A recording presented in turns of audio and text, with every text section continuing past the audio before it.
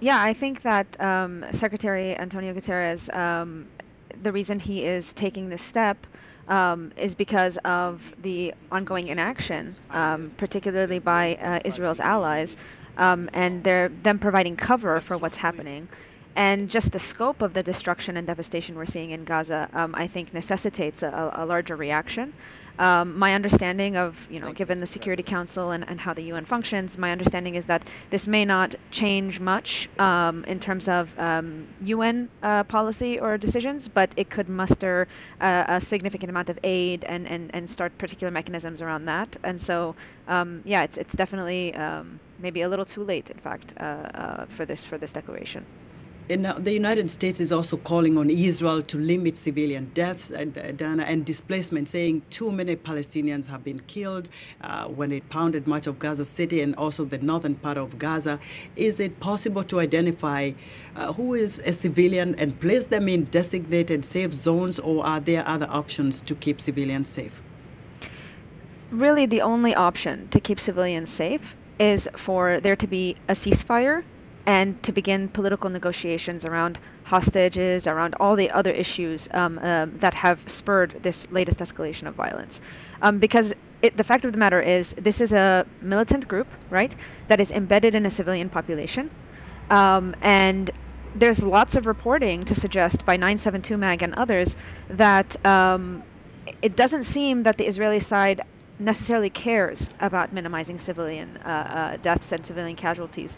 The point, it seems, given this investigation that I'm citing, it seems to just be about generating the greatest number of targets. So even if they're targeting someone who is not that important, the scope of civilian deaths is really tangential to that decision.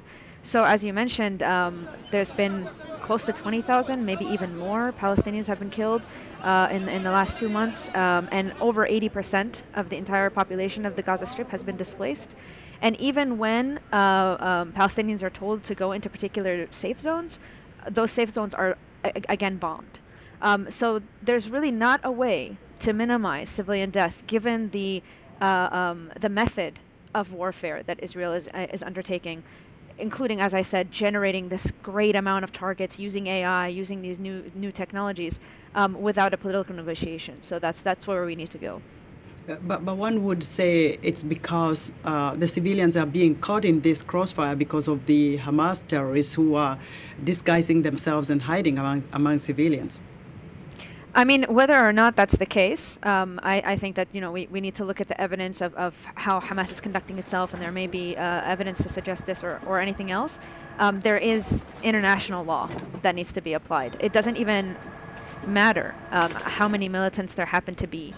There are rules of engagement around hospitals, around ambulances, around schools, and these have been completely flouted.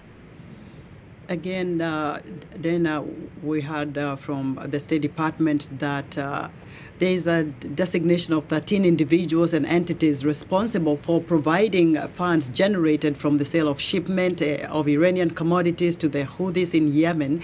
What influence does this group, the Houthis, have on the Israel-Hamas war? So the Houthis and a group like Hezbollah, for example, these kinds of militant groups that exist in the region that are funded and supported by Iran, they attempt to capitalize on these kinds of escalations of violence, to pursue their own interests, to pursue Iran's interests. They obviously won't have much impact in helping actual Palestinians in the Gaza Strip. They are really weaponizing these moments. But what they can have an impact on is generating a greater, wider and regional escalation that we really should think to avoid. Abbas has long been a proponent of negotiations, has long stepped away from the idea of armed resistance. So he really is an actor that sets himself against Hamas and its methods and its objectives. What the reason we haven't heard much from him, or at least it hasn't been picked up in the media and things like this, is because he really is kind of an irrelevant figure to Palestinian politics. I mean, if Palestinians kind of find him irrelevant, How do they view the Hamas terrorist group? Hamas doesn't fare much better in terms of how Palestinians view their legitimacy or view them in terms of how deserving they are to lead the Palestinian people. The fact of the matter is that Palestinians are fed up with their political leadership, that we see that repeatedly in polling.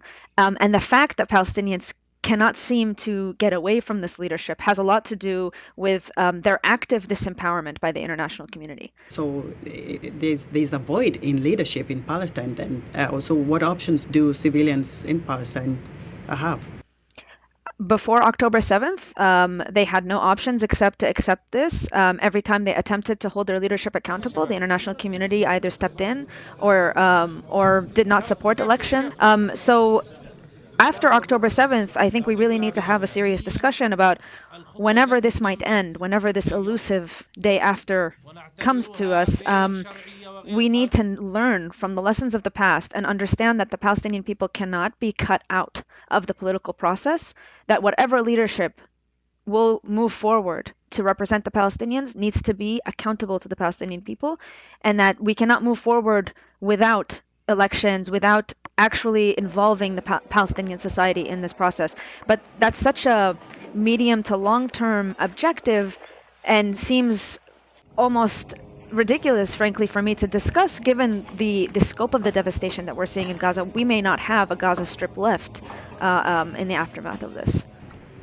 So what happens then to the region if this war continues for months?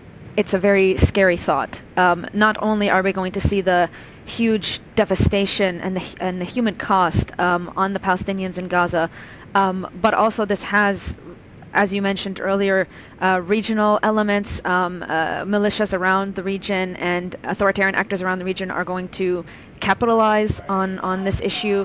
Arab publics are incredibly angry about this issue. There has already been a great deal of protest, and very angry at the United States as well for their support of Israel in this conflict. So it really is a tinderbox, and what we're doing is we're, adding to that fire, and possibly, really, without changing course, we're going to continue to see mass violence.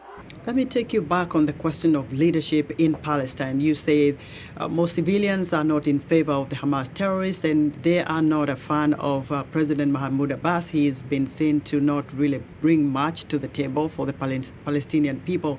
So what options do they have? The Palestinians have no shortage of potential leadership, of talent. We saw, for example, a youth movement that came about in 2021, جيل التجديد الديمقراطي, that wanted to run for the election in 2021 and before it was canceled, of course. So I don't doubt that there are other options for the Palestinian people. The problem is, again, they've never been allowed to actually pursue new leadership. The last meaningful elections that have been had were in 2006, where Hamas won a plurality in the parliament. They were not allowed to enter into any coalition government. They were not allowed to possibly fail. And instead, the entire process was overturned. The international community's position has been since then never to allow the Palestinians to try to have democratic accountability again. I think that that's really a losing strategy. It's led us to the point we are now.